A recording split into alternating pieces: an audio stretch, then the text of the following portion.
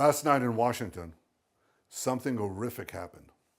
A brutal terrorist shot in cold blood a young, beautiful couple, Yaron Lishinsky and Sarah Milgram. Yaron and Sarah weren't the victims of a random crime. The terrorist who cruelly gunned them down did so for one reason and one reason alone. He wanted to kill Jews. And as he was taken away, he chanted, "Free Palestine." This is exactly the same chant we heard on October 7th. On that day, thousands of terrorists stormed into Israel from Gaza. They beheaded men, they raped women, they burned babies alive, they butchered 1,200 innocent people and took 251 innocent people hostage to the dungeons of Gaza. A short time afterwards, Chancellor Scholz of Germany visited Israel. And after he saw the horrors, he said to me, "These Hamas terrorists are exactly like the Nazis." He was right. And if they could get away with it, these Hamas terrorists would have slaughtered every last Jew on earth. For these neo-Nazis, Free Palestine is just today's version of Heil Hitler. They don't want a Palestinian state. They want to destroy the Jewish state. They want to annihilate the Jewish people who've been in the land of Israel for 3,500 years. I could never understand how this simple truth evades the leaders of France, Britain, Canada, and others. They're now proposing to establish a Palestinian state and reward these murderers with the ultimate prize. Well, for 18 years, we had a de facto Palestinian state. It's called Gaza. And what did we get? Peace? No.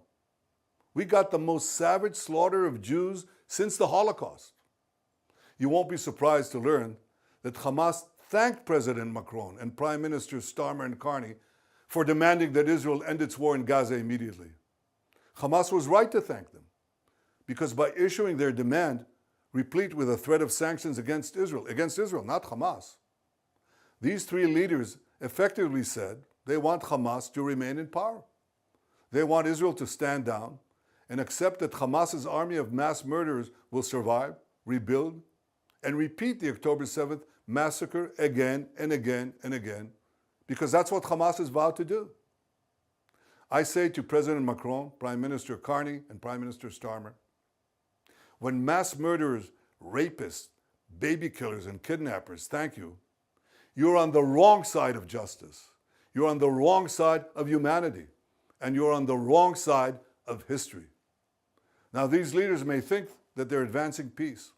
They're not. They're emboldening Hamas to continue fighting forever.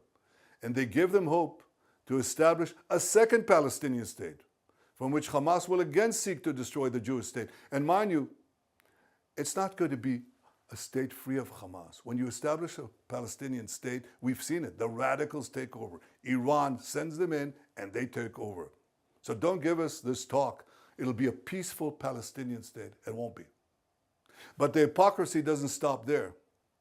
These and other leaders have bought into Hamas's propaganda that says Israel is starving Palestinian children. And not only is Hamas putting out this lie, a few days ago, a top UN official said that 14,000 Palestinian babies would die in 48 hours. You see, many international institutions are complicit in spreading this lie. The press repeats it, the mob believed it, and a young couple is then brutally gunned down in Washington. Our goal from the start was to get food to Palestinian civilians, not to Palestinian terrorists. So we consulted with our American allies. What do we do to prevent Hamas from looting the aid?